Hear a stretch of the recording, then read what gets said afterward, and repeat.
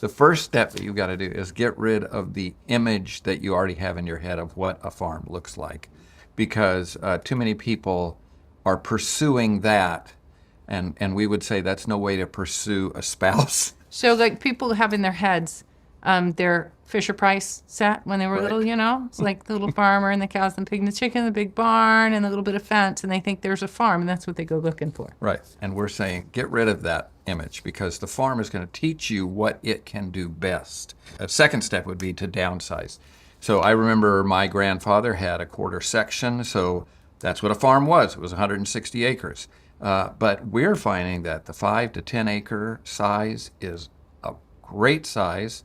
We like to think of people farming on the human scale. You don't have to use tractors when you're on that kind of scale.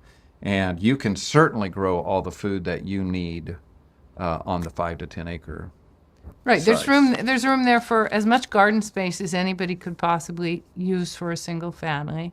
And then there's that, you know, that 2 to 8 grazing acres that you need for keeping, say, a dairy animal, beef animal, maybe some sheep. And then some room for wild edges, you know, some untouched stuff. So that 5 to 10 acres is really it's a very sweet spot. And part of why we say get rid of the image in your head is because those are already bought. They're way too expensive. You'll never be able to afford them. So we say almost any piece of land can be a farm. And we wouldn't have said that before. But if anybody saw our farm, which is... Before we got there. Yeah, which is down in a holler, steep sides, it's mostly trees up side of a hill, you would not have thought that you could turn that into a Right. farm. The state And of we certainly Ohio didn't has think that piece on their plat maps. It has a little label that says not suitable for agriculture, because it isn't. Only on the human scale it is. Right. And we would say almost any piece of land, because you have to have water. It's either going to come down to rain, or you're going to be able to find it in the soil, or you're going to dig for it or something. Water is essential, and sunlight is essential. So deep, dark forests, we hear a lot of people say, well, I've got almost all woods. And I'd say, well, you're going to have to get rid of some of that if you want to farm. But other than that, we feel like land that is been formally cropped is just cropland, steep, lousy pastures, full of briars. We've been helping all of people that. with farm consultations in some pretty crazy situations.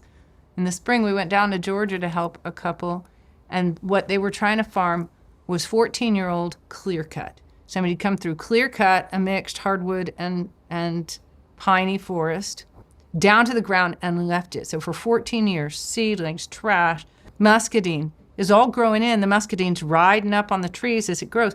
You couldn't even walk. It was like something out of a nightmare.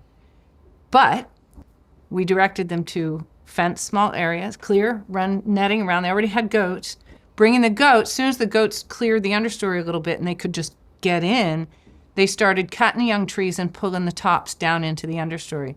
The goats would would eat the tops, and then they just piled the boles, the stems, the trunks off site, and they just kept moving through. And what was Very amazing to exciting. us is the pictures they were sending us, how fast that moved. They had about 14 goats, and the process was way quicker than we thought it would be. It's very neat what was happening. But it looked like an impossibility, and what was being proposed for that site was those giant flail mowers that eat trees. Have you seen this?